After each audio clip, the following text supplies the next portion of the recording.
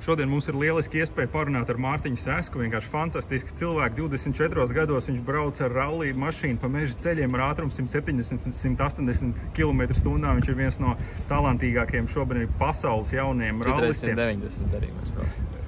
Jā, Mārtiņ, paldies, ka atradi laiku. Pastāst lūdzu par šo fantastisko ceļojumu, ko tikko Latvija piedzīvoja jūlijā, kad bija iespēja tev sekot gan Polijas rallijā līdzi, gan rallijā Latviju šeit pirmo reizi atvedot uz pasaules vislabākos braucējus šeit. Jā, tas jau vispār tas notikums, ko mums pasaules čempionāta posms šajā gadā ir Latvijā. Tas jau vien ir tāds milzīgs sasniegums, domāju, valstiskā mērogā organizēt augstu līmeņu pasākumus. Jo faktiski atvest tādu šo ceļojošo cirku, ne katra valsts tā var, un mēs esam arī tikai 37. valsts pasaulē, kas to vispār autosporta vēsturē izdarījusi. Un es domāju, pēc tā, kā šis pasākums tiks organizēts, pavisam noteikti arī nebūs pēdējā reize. Tā kā tie, kuri varbūt neatrada laiku atbraukt šajā gadā, tad noteikti pēc kādiem dažiem gadiem mēs atkal varēsim sarīkot ko līdzīgu. Latvijā dzīvo šobrīd mazāk par 2 miljoniem iedzīvotāju, bet Rallija Latvija organizatori teica, ka aptuveni 100 000 ir bijuši klātienē, tad tas sanāk aptuveni vairāk par 5% no visiem Latvijas iedzīvotājiem, kas ir. Tas mērogs ir grandios, kas bija. Jā, tur jau tā lieta, piemēram, ja mēs ņemam vērā jebkuru citu, varbūt tiekštelpu sporta veidu vai kādu citu, tad rallijs ir fantastisks ar to, ka mums faktiski ir bezlimita skatītāja iespējas. Mums tie ātrumposmi bija faktiski pa visu Kurzemi, un es domāju, arī, ja ļoti gribētu, arī visi 1,8 miljoni varētu sabraukt, un katram būtu vietiņa, ko tu nevar izdarīt kādā sporta veidā, kas notiek arēnā. Kā ir tā sajūta, ka tu zini, ka tev 100 000 atnākuši skatīties? Zini, bija tā, ka mēs gatavojāmies, ka būs, un jo tā interese bija liela, bet tās aplēses bija 50, ka varētu būt 1000 cilvēku, bet jā, sākoties sacensībām, tas bija tepat netālu no mūsu sarunas vietas Rātslaukumā, tad jau es sapratu, ka wow, šeit jau vien ir jau pa kaut kādi jau 10 000 jau tikai ceturtdienas pēcpusdienā atklāšanā. Un tad mēs aizbraucām uzreiz uz Biķerniekiem, kur bija pirmais ātrumposms, kur bija laikam 23 000 skatītāji uz šo vienu ātrumposmu. Un tad bija Speedway arēna, kur bija laikam jau tā lielākā daļa arī sapulcējusies arēnā. Tā kā, jā, tas bija vienkārši fantastiski un bija pat brīži, kad tas varbūt bija par daudz. Man kā sportistiem, kuram ir tikai otrās sacensības pasaules elitē un pirmo reizi šis pasākums. Tā kā par daudz tajā ziņā, ka es nespēju ar savu dzīves pieredzi paslēpties no šī visa. Un bija pat īstenībā tāds arī atvieglojums tajā svētdienā, kad tas beidzās, bet bija fantastiski un tas bija tik emocionāli tā, ka mums ar Renāru brīžiem arī mēs saskatāmies pārbraucienā, mums arī asaras acīs, jo iebraucot Kuldīgā, mums braucām pārbraucienu cauri. Kā pie Kuldīgas robežas sākās cilvēki, kuri Innas ceļmalā tas bija izbraucot cauri visai Kuldīgai. Un es nezinu, kurš vēl sportveids var to izdarīt. Sākt Rīgā, sapulcēt tur cilvēkus, Tukumā, Talsos, Liepājā, Kuldīgā. Tā kā tas vienkārši fantastiski. Jā, tas bija unikāli. Mārtiņ, tu esi 23. gada Eiropas čempionāta 2. vietas ieguvējs, kas ir izcils sasniegums aiz Haidena Pedona. Tu biji uzreiz nākošais. Šogad tev radās iespēja līdz ar to, ka Latvija organizēja pasaules čempionāta posmu ar sponsoru atbalstu, ar visu iesaistīto atbalstu, ka tu varēji debitēt tajā pasaules pašā elitē. Jo, lai cilvēki saprot, Eiropas čempionātā brauc ar vājākām mašīnām nekā Rallija 1 kategorija, kur tu brauc, kur ir visi izcilākie braucēji savulaik braukuši. Tur Kolins Makrejs, Tomijs Makinens. Tas ir pats augstākais līmenis, kur mēs varam autorallijā startēt, un Rallija 1 kategorijā startēt tikai ražotāju komandas. Mums bija tā iespēja pārstāvēt M-Sport Ford World Rally Team komandu. Un, tas ir tas, ko mēs paveicām, mēs ierakstījām tādu. Pirmkārt, jau vispār no autosporta pasaules daudziem nav šī iespēja startēt, un sevišķi mēs, man liekas, kā mēs sākumā runājam, no mazas spēcīgas nācijas, mēs esam ielikuši atkal zīmodziņu, ka mēs esam bijuši tur. Cik sarežģīti bija vispār organizēt to, lai tu varētu nokļūt tur tajā Rally 1 kategorijā? Tad, lai skatītāji saprastu, sezonas sākumu tu brauc Eiropas čempionāta posms, un tad jūlijā 2 Grands Rallyjus, Polijā vispirms, un pēc tam mājās Latvijā tu brauc. Kāds bija tas organizatoriskais process, cik sarežģīti tas bija to dabūt? Mēs redzējām, bija forši, ka bija Latvijas uzņēmumi, bija 11 LV, tur vēl citas Storens mums ir Latvijas mobilais telefons, Virši, Otaņa Dzirnavnieks, viss, kas ir Latvijas sponsori, arī daudz vietējie Liepājas puses, kā topveikalu ķēde, Vega1 servis. Daudz Liepājas uzņēmumi bija tiešām tādi, kas dzirdēja šo ideju, un viņi bija gatavi iesaistīties. Un tā bija vēl viena tā fantastiskā sajūta, ka mēs maz arī Liepāja maza pilsēta, mēs spējam sagrupēties un mēs spējam paveikt lielas lietas. Es zinu, ka aptuvenā summa vienam posmam, lai tu varētu startēt un lai būtu viss šis tehniskais nodrošinājums ar visiem inženieriem, pilnīgi visu, kas nepieciešams, ir aptuveni $500,000 eiro. Vēl vairāk? Nē, nav taisnība. Mazāk? Jā, jo man liekas, ka katrs no jums mēdījiem ir kaut tā pirmā sākotnējā summa un katrs liek savus procentus klāt. Tā summa galīgi nav tāda. Es zinu, ka tas, ko man stāstīja Rally aizkulisku cilvēki, es nezinu, protams, vai viņiem ir tāpēc es saku, es varu teikt, ka tā summa tiešām nav tāda. Man teica, ka viens posms ir 500, bet šeit esot bijis īpašs darījums, tāpēc, kad bija Rallijas mājās, FIA gribēja, lai Mārtiņš brauc. Viss daudz pavisam vienkāršāk notiek. Katram šajā noteikti ir gribējies vienkārši pielikt kaut ko no sev, tās daudz vienkāršāks. Mums bija M-Sport Ford komanda, mums bija VRC promoters, kurš ir rīkotājs šim pasaules čempionātam. Mums bija Raimonds Strokšs un bijām mēs un mūsu mazā komanda. Faktiski trīspusēji atradām vienošanos, kā startēt. Pats galvenais, ka tu varēji startēt, bet tas, par ko visa rallija pasaule un autosporta cilvēki, jebkurā Eiropā, visos kontinentos bija šokēti par to, cik ātri tu spēji adaptēties no šīs Eiropas rallija čempionāta tehnikas, uzreiz iesēžoties ar pāris testiem. Tu biji gatavs braukt starp ātrākiem, jau Polijā tu jau rādīji fantastisku ātrumu. Tu 5. vieta atgādināšu Polijas rallijā, VRC posmā, kur tev 300 km jānobrauc sacīkšu režīmā, plus vēl 1000 apmēram ir kopējs ar pārbraucieniem. Kā tev izdodas tas, jo tas parādīja to, ka tu esi piederīgs šai sabiedrībai? Ja godīgi, tas bija pavisam interesanti. Mums bija pirms Polijas posmā. Mēs bijām Anglijā izbraukuši tādā viņiem testa poligonā, kas nav ātruma posms. Vispār pirmo reizi pamēģināju to mašīnu, un es jau tad tajā brīdī diezgan ērti jutos. Tad mums bija viens treniņš pirms Polijas posma Igaunijā, un tur arī faktiski iekāpjot tajā mašīnā. Es uzreiz jutos labi, jutos ērti un jutos patīkam, un likās, ka tas ir loģiski, ka mēs braucam ar šo mašīnu, jo tas mums patīk. Un nekādas super zāles, nekādas super teorija tam nav. Protams, bija jāpierod pie kaut kādām sīkām detaļām, ka mašīna ir daudz ātrāk pātrinās, bet te pašā laikā daudz efektīvāk bremzējās, daudz efektīvāk turas līkumos. Tā kā bija jāpārvar sev kaut kādās lietās, bet mums vienkārši naturāli sanāca šī sajūta laba. Un tāpat arī ir aizvadīts tagad jau Somijas VRC posms, kur Samī Paeri startē arī debitēja no Rally 2 klases uz Rally 1, un arī viņš nobrauca 4. un arī uzvarēja ātrumu posmu. Tā kā tas vienkārši parāda to, ka mums ja mēs jaunā paudze esam gatavi braukt. Mēs gribam redzēt tev vēl noteikti, lai tu tur braukt. Mārtiņ, kāda ir situācija tagad un kad mēs varētu tevi atkal redzēt VRC Rally mašīnā, Rally 1 mašīnā? Situācija ir interesanta. Mums notiek dažādas sarunas šobrīd, un iespējams tas varētu būt ātrāk nekā mēs gaidām. Tātad uz sezonas beigām tu brauks VRC? Es vienkārši ceru, ka izdosies tas plāns, pie kura mēs šobrīd strādājam, un iespējams, ka gada atpakaļ mēs pat neplānojām par vispār debiju VRC, bet šobrīd mēs esam tādā unikālā situācijā, ka mums pat ir iespēja runāt par kādu turpinājumu pēc šiem 2 posmiem.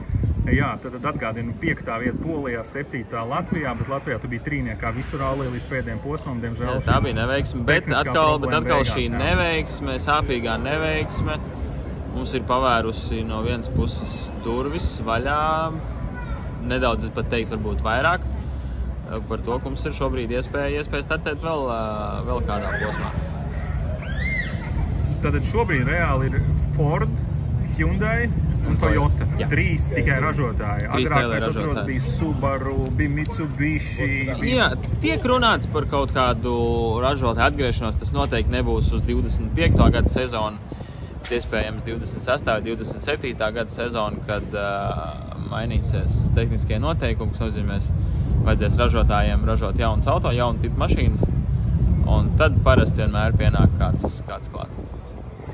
Mārtiņ, mēs esam guvuši fantastiskas emocijas, to, ko tu rādīji, un tavs pārinieks ekipāžā Renārs Francis, tiešām tas bija cepur nost izcili. Mēs gribam to sajūtu atpakaļ. Es nosēdēju visas 3 dienas, 4 dienas pie televizora ekrāna, katru posmu gaidīju, skatījos.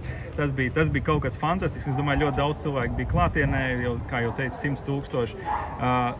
Tavuprāt, 26. gadā rallijas atgriežas Latvijā. Es esmu dzirdējis, ka VRC posms būs atkal 26. gadā Latvijā. Es ļoti tam gribētu ticēt. Es tiešām ļoti to gribētu piedzīvot vēlreiz. Un, es domāju, ka būtu ļoti skaisti, ja mēs varbūt tajā brīdī būtu stabili VRC braucēji. Mums būtu vismaz vēl viena iespēja augstākajā klasē braukt sacensības mājās. Es domāju, ka mums ir neizdarīts darbiņš jau šobrīd Latvijas posmā. Un es domāju, ka noteikti gan mēs, gan Raimonds Strokšs noteikti strādāsim pie tā, lai mums ir vēl viena iespēja rehabilitēties mājas posmā. Mārtiņ, ja tu vari padalies par sajūtām, skatoties to Latvijas posmu, mēs redzējām, biķernieku tāds iesildīšanās posms, tur neviens neko nelēc, bet tad, kad bija piekdiena un pirmie posmi ap Tukumu, ja nemaldos, 4., 5. ātruma posms, 2 tu uzvarēji. Tu biji pats labākais pirmais latvietis, jebkād, kurš vinējis VRC posmu dopu. Pastāstīji, cik labi tu jūties, kas tev ļāva to sasniegt tajā brīdī. Tas bija kaut kas unikāls. Tu apbrauci Rovanperu, Ožie, visus Noivildus un visus pārējos. Tas sanāca vienkārši dabīgi. Man īstenībā Tukums un Tauls reģions vienmēr ir teiksim, padevies varbūt labāk nekā teorētiski man māja pusi dienvidu Kurzemē. Ja, laikam tur es vienkārši tik labi visu zinu, ka es sāku pieļaut tādas kļūdas, kuras nevajag pieļaut. Bet jā, šis Tukuma ātruma posms ir vienmēr bijis pret mums fantastisks. Vēl iepriekšējā gadā bija Eiropas čempionāta posms un šo pašu Tukuma ātruma posmu, kur mēs pirmo reizi uzvarējām VRC ātruma posmu, tad mēs otro vietu uz 32 km apsteidzām par 16 sekundēm. un jā, mēs ieguvām Renāru Eiropas čempionāta iekšienē, mums iesauka, mums lāzera acis abiem bija ļoti putekļains un nevarēja redzēt to īsti ceļu. Tad šogad tie apstākļi bija skaisti, bet arī šis posms ir tāds, kas man tiešām ļoti, ļoti patīk. Piekdien tu tur visu laiku pa otro vietu cīnījies ar Ožie, Rovanper bija nedaudz ātrāks.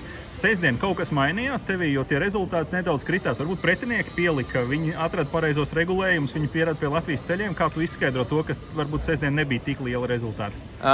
Arī viņi noteikti, ka pielika, jo braucot šos te abas 2 posmus, gan Polija, gan Latvija diezgan skaidrs, viņi pieliek katru dienu. No mūsu puses mums sestdien bija negaidīti grūta, faktiski bet es gribētu teikt vairāk emocionāli viņi un koncentrēšanās dēļ viņi bija grūti. Jo, jā, viss šī gatavošanās šim posmam mums 7 nedēļās bija 5 posmi, dažādi gan Eiropas, gan pasaules, un tad arī viss šī ceturtdiena ar emocijām, piekdiena ar emocijām, un mēs vienkārši tajā sestdienā nedaudz nebijām savā ādā, bet tā pašā laikā tāpat mēs turējāmies diezgan tuvu un neko daudz arī nezaudējām. Tur bija tā, ka sestdienas noslēdzošais posms bija Liepājā. Tobrīd Tanaks tev bija ļoti tuvu, un tad viņš pieļauj to kļūdu, vai tehnisku kļūdu, vai pilotēšanas kļūdu, es nevaru pateikt, kad viņš kļūdījās ātrumposmā un 15 sekundes apmēram zaudēja. Tas tev atgriez atkal tādu rezerves devu pirms svētdienas. Svētdien bija 4 posmi, 2 reizes ātrumposmi bija jāveic 2 ātrumposmi 2 reizes. Jā. Kāds bija tavs sajūtas ejot svētdienā? Cik tu biji atguvies? Tu biji atgūst to piekdienas Jā, mēs sajūtu? bijām atguvuši, un es varbūt biju nedaudz pat pārforsējis tajā svētdienā, jo to svētdienas pirmo posmu mēs nobraucām ļoti labi. Mēs zaudējām tikai kāds 2 sekundes Tanakam. Tad es 2. un 3. posmā pieļāvu pa 2 lielām kļūdām, kur mēs zaudējām 5 un 8 sekundēm. Nu, vienu es redzēju pie tā ātrums lapētā izbrauc ārā, ja? Jā, tas bija otra Priekulas kļūda? pusē, un Vecpilī bija diezgan līdzīgs scenārijs. Un attiecīgi tas mums jānomet laikam 5 sekundes pirms pēdējā posma, kur teorētiski vajadzēja pietikt, un mēs arī bijām diezgan noskaņoti arī tā vienkārši neatdoties Oitam, bet jā, nu tehnika ir tehnika, un mums Kas notika reāli? Tātad jūs startējat 600 metru nobraukt, kas notiek? Jā, mums faktiski aizmugurējam diferenciālim, kas ir atbild par aizmugurējo riteņu piedziņu, ir tāds sajūgs pa vidu. Un šis te sajūgs faktiski salūz, sāka pārslīdēt. Tas nozīmē, pie šīs milzīgās jaudas mums nebija īsti variantu pabraukt, un nācās vienkārši lēnām noripot līdz finišam. Un tas notika pašā ātrumposma sākumā, tā kā, nu jā, tur sanāca, ka ne tikai Tanaks, bet tur arī vēl vairāk džeki aizgāja garām. Jā, bija tehniska problēma. Tā kā pietrūka mums pārdesmit kilometri, jā. Labi, bet tas tāpatās, es runāju ar Ivaru Vasaraudzi, kas ir arī ar VRC tehniku braucis Latvijas posmos pirms gadiem, 14 ar Mitsubishi mašīnu. Man ir arī bijusi tā laime viņam pasēdēt blakus, pabraukt. Un es tās sajūtas, protams, viņš nebrauc uz 100%, bet tās sajūtas ir fantastisks. Vienkārši tas uzrāviens tev ir tā kā reaktīvajā lidmašīnā. Kad tu sāc, vai kā mašīna bremzējās, vai kā iet līkumos iekšā, ka tam cilvēkam, kas nav pieredzis pie tā, visi tiem notikumiem, liekas, tu būs grāvī, kokos, neko nevar izdarīt. Viņš paņem vienkārši izbrauc tik eleganti, un tas ir kaut kas vienkārši fantastisks. Es varu tikai ieteikt cilvēkiem, kādreiz, ja jums ir kāds pazīstams rallists, palūdziet, lai jums izvizina nedaudz. Jā, tā pirmatnējā sajūta jau ir vienkārši ar jebkuru rallija mašīnu izbraukt. Un, protams, tajā brīdī izbraucot ar Rallija 1 VRC mašīnu, to ne ar ko citu nevar salīdzināt. Mārtiņ, kā tas ir, ka tu brauc uz 170, 180, pats teici 190 dažbrīd, jā, pa posmiem? Nu, tas nav tāds asfaltēts ceļš taisns, kur tu visu redzi. Tie ir līkumi, kur tev visu laiku ir jāsamazina ātrums, jāgriež, jāpalielina atkal, jāuzsāk gaita. Kā tas ir, kā tu nebaidies to darīt? Tas, protams, nāk ar pieredzi, nāk ar nobrauktiem kilometriem, un to nevar vienā dienā izdarīt. Šobrīd arī Indonēzijā trenēja vienu braucēju, un arī viņš ir braucis 20 gadus pēc savas sistēmas, un tagad es atbraucu un cenšos viņu pārmācīt. Un tas nenotiek vienā dienā. Un tas pats ir šeit. Vienā dienā tu nevar to iemācīties, bet šajā brīdī, šajā līmenī tā ir visīstākā bauda. Man pat grūti varbūt ir izstāstīt, tas ir tādā sajūta līmenī, muskuļu atmiņā, ka mēs vienkārši izbaudam to. Jā, bet tas ir, man vienkārši šērmuļi skrien pa kauliem iedomājoties to, kā tas būtu sēdēt tajā mašīnā, kas brauc uz tiem 180. Un tad tev ir cilvēks blakus, Renārs, kurš tev lasa stenogrammu, kas ir iepriekš pierakstīti. Jūs esat izbraukuši to posmu, bet ar ielas mašīnu, ar absolūti ievērojot visus noteikumus, kā ir paredzēts. Tad sacīkšu režīmā jūs nevarat braukt. Un vienalga, un jūs esat gatavi darīt kaut ko absolūti nereālu. Protams, tā sagatavošanās jau nebeidz tikai ar to. Mēs diezgan dažādi gatavojamies ar dažādu video palīdzību, onboard palīdzību un tam līdzīgi. Un šī stenogramma ir atstrādāta, ļoti, ļoti filigrāni. Un, tā braukšana pēc tam ir tas baudas darbs, tas palīdz tas pēdējais, jo tas sagatavošanās darbs, lai līdz turienai nokļūt, ir daudz, daudz lielāks. Tāpēc mēs braucam un izbaudam. Pastāstīji, tev 24 gadi, tu esi profesionāls pilnībā. Rallija profesionāls. Vai kāda ir tava ikdiena? Jā, tā ikdiena šobrīd, protams, ir kļuvusi daudz citādāk nekā tā bija pirms kādu, pat varētu teikt, gadu diviem. Šobrīd faktiski man kopš marta nav bijusi neviena brīva nedēļa, kur es nebūtu nodarbojies ar kaut ko, kas nebūtu autosports.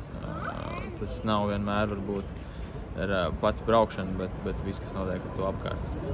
Bet kā tu gatavojies? Kā tu fiziski, piemēram, mums ir fiziskie treniņi, tu ej skrien krosus, trenažieru zāles, ko tu dari? Man ir savs treneris, jā, mums ir. Kurš tas ir? Arts Lakstiņš, kas ir kādreiz Pauljonas arī trenējis. Un tad jā, mums ir kardio, mums ir, protams, arī svari, arī iekšējā muskuļu sagatavošana, mums ir koordinācija, mums ir reakcijas treniņi. Tikai viņš ir sagatavojis diezgan plašu programmu ikdienā, kas ir jāizpild. Cik tu dienā, kad tu esi vesels, labi jūties? Tad, kad mums ir sagatavošanās, piemēram, pirms posma, ja tagad arī būs šī iespēja atkal startēt, tad faktiski kādas nedēļas 3 pirms mēs sākam, ja ne katru dienu 2 treniņu dienā, tad vismaz viens. Tik nopietni tas viss ir. Jā, bet tās slodzes un pārslodzes ķermenim arī Jā, faktiski mums rallija mašīnā 65 grādi. Vidēji mēs braucam vairākas dienas. 65 grādi pēc Celsija nevis koncentrācija augstā, un šī koncentrācija jānotur ir vairākas dienas. Mēs ļoti maz guļam sacensību laikā, jo tas grafiks tāds, kurš to neļauj vairāk par 5-6 stundām gulēt. Līdz ar to ir vajadzīgs šis darbs ieguldīt agrāk un sagatavoties kārtīgi pirms sacensībām. Labi, pastāsti par to mašīnu Rallija 1. No 0 līdz 100, cik sekundes? Manuprāt, uz savas asfalta ar slikiem tas ir kaut kādas zem 2 sekundēm. Zem 2 sekundēm? Ielas mašīna, tāda 1.6 motors, cik tā varētu? Es domāju, kaut kāds 7. 8, jā? 7-8 varbūt, jā. Tad 4 reizes ātrāk. Tā ir taisnība, ka šīs Rallija mašīnas līdz 100 tiek ātrāk nekā pirmā formula, vai ne?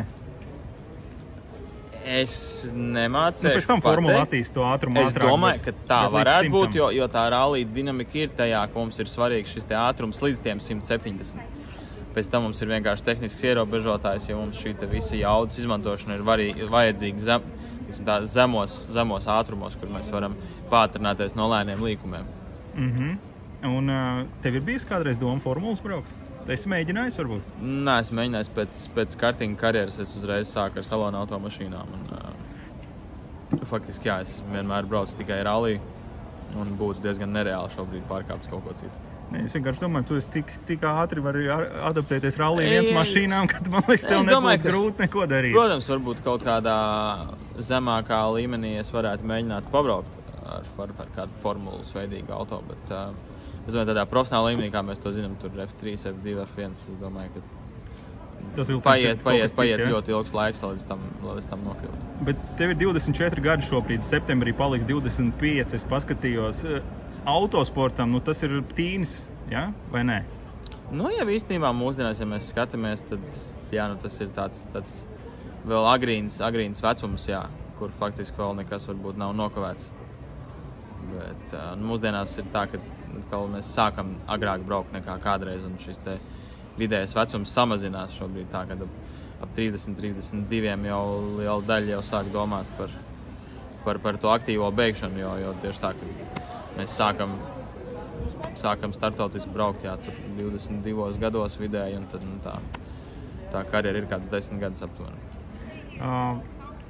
Tu parādīji, ka tu vari braukt tajā top ātrumā ar to Rallija 1 mašīnu ar ļoti limitētu gatavošanās laiku.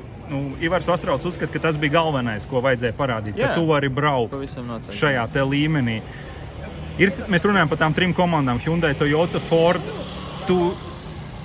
Tu esi interesants viņiem šobrīd? Es tā gribētu domāt, es tā gribētu cerēt. Nav nekādu konkrētu stāstu, ko es varētu pastāstīt, bet es tā gribētu domāt. Pēc tā, ko es varbūt lasījis tagad pēdējā laikā mēdījos, gribētu domāt, ka jā. Jā, es arī, piemēram, lasīju, ko Ford komandas vadītājs teica, viņš bija pārsteigts par tavu stabilitāti, ka tu spēj turēt tās visas 4 dienas to ātrumu, kas ir vajadzīgs, lai brauktu tajā top līmenī. Un tas ir. Mēs esam Latvija, ir maza valsts. Finanšu resursu ziņā, un tas sponsorēšanas tirgus arī šeit ļoti, ļoti maz. Ja mēs visu atdot tev, tad varbūt kaut kas sanāk no visiem sporta veidiem. Bet, ja mēs runājam tomēr realistiskāk, tad tā vienīgā iespēja tur braukt ir tas, ka tu kļūsi par rūpnīcas pilotu, ka viņi tev visu nodrošina. Ilgtermiņā es domāju, ka jā.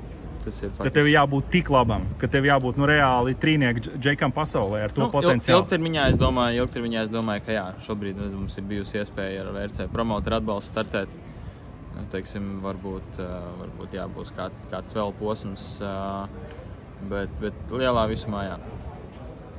Tad, nu jā, bet vēl viena interesanta lieta ir tas, ka tu esi ļoti interesanta personība. Tik brīvi, cik tu runā. Nu, es paskatos to džekus ar akmeņu sienām, kas tur brauc, un tad tu smejies pēc ātruma posma. Tas ir kaut kas pilnīgi svaigs un ļoti interesants. Varbūt, ka tu vari būt arī tā jaunā rallija seja, kas var parādīt ralliju no cilvēciskās tādas, nu, dzīves puses, nevis tikai tās akmeņainās sejas, kas tur visiem ir. Redz, tā jau ir tā lieta, ka mēs esam no tik mazas valsts, ka mums ir ar kaut ko jābūt citādākiem, mums ir ar kaut ko jāšķiras. Un sports ir kļuvusi par tādu šovu biznesu, ka nepietiek jau vairs tikai ar ātru braukšanu. Tāpēc jā, es cenšos būt tik atvērts, cik vien es varu. Un izstāst, ka tas cilvēkiem patīk. Un jā, ja tas kaut kādā brīdī varbūt kādam liks izvēlēties mūs ar Renāru, teiksim, svarkausos iebērt nedaudz vairāk, tad lai ir. Mēs arī varam uztaisīt kārtīgu šoviņu. Jūs to taisat, un tas ir pilnīgs svaigums salīdzinot ar tiem džekiem, kas tur brauc. Kāda ir tā rallija sabiedrība? Es redzēju, Tanaks atnāca pamierināt tev pēc pēdējā posma. Tā ir draudzīga sabiedrība, vai tā tomēr ļoti draudzīga. Beigās tiešām ļoti draudzīga. Varbūt ārēji tas tā neizskatās, bet iekšēji tā ir ļoti draudzīga sabiedrība. Jā, tas ir interesants. Jo mēs jau cīnamies ar laiku faktiski. Mēs cīnamies, bet mūsu spēle notiek ar laiku, nevis vienam ar otru fiziski. Jā, un mēs viens ar otru fiziski nestiekamies, satiekamies pēc vai pirms posma.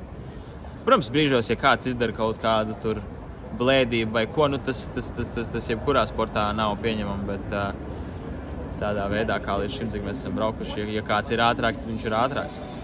Un mēs cenšamies nodalīt to sportisko no teiksim, tās nesportiskās daļas. Mēs varam visi mierīgi parunāt pirms un pēc ātruma posma. Labi, tas ir skaidrs. Par tām sajūtām pastāstīt, kā tu sakoncentrē sevi pirms katra ātruma posma. Pieņemsim, ir 2 minūtes, ir priekšā ekipāža raitbraukus prom, jā. Tu piebrauc tajā vietā, starta vietā, tev noliek precīzi, atskaita laika sākās. Ko tu domā pusotru minūti pirms starta? Jā, nu mums ir, teiksim, mums Renāra ir katram sava tāda sagatavošanās, katrs individuāli, un tad pusstundu pirms tad mēs esam tā 100% nofokusējušies, 1:30 sekundes pirms. Un tad jau šī te laika atskaita un tā sekvence, kā mēs slēdzam visas starta programmas, visu iekšā, tas ir tāds atstrādāts sekundē. Jo tā rutīna ir diezgan svarīga lieta un rutīnai ir jābūt. Tu runāji par to, ka tev ir ļoti saspringti visi tagad bijuši tie 7 nedēļas ārkārtīgi. Tev kaut kādai privātai dzīvē laiks paliek, draudzene ir? Ļoti minimāli.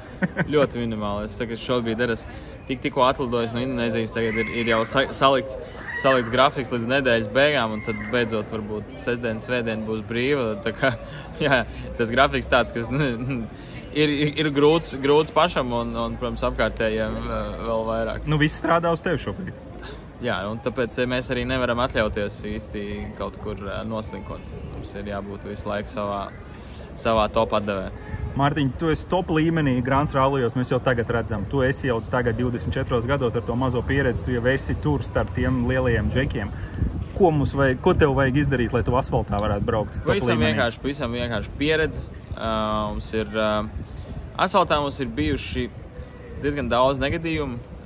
Es Itālijā atkos vienu tur avāriju. Jā, vairākas ir Itālijā bijuši. Diezgan daudz tādu sāpīgi kritieni ir bijuši, kur kaut kur zemapziņā vienkārši ir sakrājušies, un tos tur var izvērstēt tikai ar kilometriem, ar pieredzi un braukšanu. Tā kā tās zāles ir vienkārši ir jābrauc, bet tā sarežģītība mums veidojas tajā, ka šeit Latvijā mēs mājās varam ar salīdzinoši minimālām izmaksām trenēties. Lai mēs atkal brauktu asfalta treniņus, tā ir Francija, tā ir Itālija, tā ir Spānija, un tas vienkārši padara to visu daudz sarežģītāku. Bet tas nav kaut kas nepārvarams. Nē, mēs esam arī vinējuši gan Eiropas junioru čempionāta asfalta rallijas savā laikā, tā kā es zinu, ka mēs varam, un ir ik pa laikam arī šajos citos asfalta rallijos ir tā, ka mēs varam. Ir brīži, kad viss saslēdzās un mēs varam ātri pabraukt, vienkārši varbūt mēs neesam tik stabili. Jā, tātad kilometrāžu, pieredze un vēlmi iet tālāk. Kas ir vēl tajos lēnajos rallijos? Pieņemsim, tev būtu iespēja Akropolu braukt Grieķijā, kas ir lēnais rallijs, akmeņains ļoti.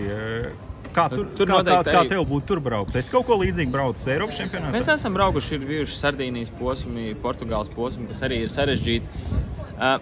Tur bišķīt ir vajadzīga arī šī pieredze saprast mašīnas tehniskos limitus. Cik agresīvi tu vari brīžiem braukt, cik tu vari kaut kur slogot mašīnu kaut kādās bedrēs špūrēs, cik kaut kādas piekars detaļas tur.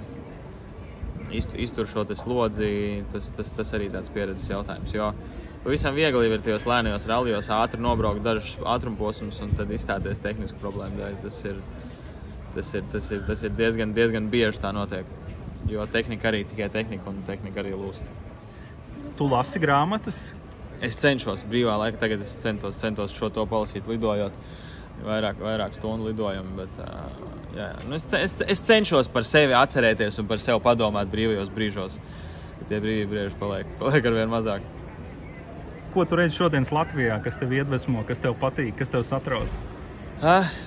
Īsumā, ik pa laikam ir labi, kā šobrīd, es nodzīvoju 10 dienas Āzijā, un atbraucot šeit mājās, mēs redzam, ka mums ir daudz problēmu, kuras varbūt mums būtu jārisina ātrāk, un kur mēs gaidām kaut kādu rezultātu ātrāk paši no sevis, no cilvēkiem, kas pieņem lēmumus. Bet mēs dzīvojam labi, mēs tiešām dzīvojam labi, un mums lielumā mums nekas netrūks. Mums ir ļoti skaista daba, mums ir, ja tā šobrīd mēs sēžam Rīgas centrā, mums ir ļoti skaista arhitektūra, mums ir priecīgi cilvēki. Un mēs tādā ziņā mēs labi dzīvojam. Mums vienkārši vajadzētu brīžiem atcerēties, ka mēs esam pārāk maza tauta, lai teiksim, katrs ierautos kaut kādā savā stūrī un skatītos, ko kaimiņš dara pāri sētai un kaut kā censties ne viņam ieriept, bet katrā ziņā nepalīdzēt kaut kur. Es domāju, mums tas jāsāk pašiem no sevis vienam otram vairāk palīdzēt. Jo to es sapratu šajā gadā, kaut vai tik vienkārši kā meklējot partnerus un atbalstītājus šim pasaules čempionāta projektam, ka nav jau tā, ka mēs nevaram, mēs tiešām varam, mēs varam būt saliedēti. Vienkārši mums tas ir jādara biežāk un tai būtu jābūt kaut kādai normai. Tā kā, un tas jau nenotiek tikai no viena, mums tas jādara kopistiski, sākot no cilvēka, kurš ikdienā tīra un slauka Rīgas centru, no cilvēkiem līdz cilvēkiem, kas pieņem lēmumus Jēkab 11. Tā kā tas ir tik vienkārši īstenībā. Protams, to nav tik vienkārši izdarīt, bet tās nav nekādas super zāles. Mēs redzam, kas Ukrainā notiek 3. gadu jau karš. Kā tu redzi to visu? Mēs esam, mūsu komanda, mēs esam iekšēji daudz palīdzējuši, mēs esam sūtījuši savas tehnikas, savus tehniskos transporta līdzekļus, kas ir glābuši pie Hersonas dzīvības. Un tā kā mēs esam aktīvi atbalstījuši, un man arī ir daudz ukraiņu paziņu, man arī ir otrs puses, man ir daudz krievu cilvēku paziņu, jo autosports vienojas ir vienmēr. Un līdz šim, tas ir bijis tā, ka mēs, bijām visi ļoti, ļoti vienoti, un tad šobrīd šis ir, protams, ka salauzis daudzas dzīves, un tas ir tiešām sāpīgi visiem, un es tiešām ceru, ka pēc kāda laika mums būs iespēja varbūt uzorganizēt kādu Eiropas vai pasaules posmu Ukrainā, kur viņi to būtu pelnījuši. Viņiem autosports ir bijis vienmēr augstā līmenī. Un mums ir ļoti daudz ukraiņu braucēju braukuši Latvijas čempionātā un tam līdzīgi, un arī pasaules čempionātos. Tā kā, tā cerams, tai situācijai vajadzētu stabilizēties, un mēs tiešām esam gatavi palīdzēt. Un ļoti ceru, ka tas var būt tāds novēlējums, ka mēs varēsim, cerams, aizvadīt drīz kādu ralli Ukrainā. Jā, bet arī tas, ka Ukraina turās, tas ļauj tev uz mašīnas likt sarkanbaltsarkano karogu, varbūt. Ja viņi zaudētu, tad es nezinu, kas būtu tālāk. Jā, tā ir vēl viena lieta, šī nacionalitātes jautājums. Jā, protams, ka tas ir svarīgi savas valsts krāsas, un tāpat arī es esmu braucis ar ukraiņu krāsu brendot mašīnu. Mēs 22. gadā aizvadījām vairākas sacensības, mums bija arī ukraiņu karogu uz mašīnas, mums bija kopā ar lietuviešu komandu, kuras sastāv arī brauc Ukrainas. Mums bija tāds pat dizains Ghost of Kiev, kur mums bija šī mašīna ietīta tādā plēvē, kas izskatās pēc iznīcinātāja. Jo viņam pirmajās kara dienās bija šis stāsts, leģenda par Kievas spoku, un tad mums arī braucām vairākas sadarbības ar tādu paskatu mašīnu. Vēl par tavu ģimeni. Tavs tētis brauc rallijā. Tavs vectēvs 65. gadā organizēja ralliju Kurzem Liepājā. Kurš tagad ir pasaules čempionāta posms jau, jā. Tas ir fantastiski. Vectēvs nesagaidīja tavu startu pasaules čempionāta posmā, bet tas ir noteikti tik emocionāli tev, ka tu vari to viņa sapni piepildīt. Jā, tas, protams, ja viņš būtu bijis, tas būtu bijis daudz emocionālāk, bet es domāju, ka viņš tāpatās redzēja to visu. Jā, tas ģimenē bija liels notikums. Un arī, kas bija forši, es redzēju, kad viņa stūrmanis bija kopā ar tevi. Jā, Mārtiņš Bits bija finišā sagaidījumos, jā. Tas bija emocionāli arī. Pēdējais jautājums. Mēs esam vienā no sliktākajām vietām Eiropas Savienībā satiksmes drošībā. Tu rādi to, ka var darīt lietas atļauti, slēgtā vidē, braukt ātri. Kā mums mainīt to attieksmi pret ceļu regulāro satiksmi ikdienā? Kāpēc uz Liepājas šosejas visi brauc un apdzen pār nepārtraukto līniju? Kāpēc visu laiku brauc sejā tam otram, kas nāk pretī? Kas ar mums ir? Tur ir noteikti daudz un dažādi iemesli, kāpēc īstenībā bija arī Paulam Timrotam Zebrā bija interesants stāsts arī par šiem dzērāju šoferiem, par kaut kādu to mūsu iekšējo labklājību. Tas arī ir kaut kāds rādītājs, ka mēs nerespektējam varbūt viens otru, mēs esam kaut kur ignoranti brīžiem, un tas, ko es arī iepriekš teicu, ka mums varbūt vienam par otru vajadzētu vairāk sākt rūpēties, un tad, ja mēs sāksim to darīt, noteikti arī mums tā kvalitāte uz ceļu uzlabotos. Es atzīšos, es neesmu perfekts piemērs. Man ir soda punkti, es esmu arī apzinis uz nepārtrauktām līnijām, kas noteikti nav pareizs rādītājs, un tā nevajadzētu darīt, bet visā visumā, jā, es gribētu teikt, tas noteikti ir diezgan daudz sīku lietu, sākot arī ar kaut kādu pamatu izglītošanu, jo bieži vien ir tā, ka mums ir dažādi tipi braucēju uz ceļiem. Mums ir tādi, kas brauc zem atļautā ātruma, tādi, kas brauc ap atļauto ātrumu, nedaudz virs, ir tādi, kas ļoti pārkāpja. Tajā brīdī tad veidojās šīs te atšķirības. Kāds ir ļoti neuzmanīgs, kāds ir pārāk uzmanīgs. Un noteikti varbūt šī te apmācību sistēmas jautājums, es tā pieņemu, ka noteikti arī es esmu bijis uz apmācības kursiem vēl nesen, un nav nemaz tik slikti drošas braukšanas skolā citreiz noklausīties vēlreiz šīs te pamatlietas un atcerēties kaut ko tādu, ko tu neatceries un ko tu esi aizmirsis. Droša braukšanas skola ir viens no veidiem, kā uzlabot. Jā, tieši tā. Tur ir teorētiskās apmācības, kā liekas, ka mēs visu ko zinām, bet tā pašā laikā mēs esam daudz ko aizmirsuši. Arī es neliku nemaz tik sen tiesības, gads 25, gadu 6, 7 atpakaļ liku tiesības, tad tas par šiem 7 gadiem arī es biju šo to aizmirsis īstenībā. Mārtiņ, liels tev paldies par sarunu. Paldies. Fantastiski, un tavs talants ir iedvesmojis cilvēks Latvijā ticēt, ka mēs varam sasniegt neiespējamo, jo kurš var iedomāties, ka tu uzreiz iekāps un brauks. Arī ne mēs. Un tas notiek, bet tagad pats svarīgākais, lai tev viss kārtas sakrīt, kauliņi sakrīt, lai tu vari braukt kopā ar Renāru Franci pasaules rallija čempionātā, un Latvijas karoks tur vienmēr plīvo. Paldies, Mārtiņ, lai veicās! Paldies!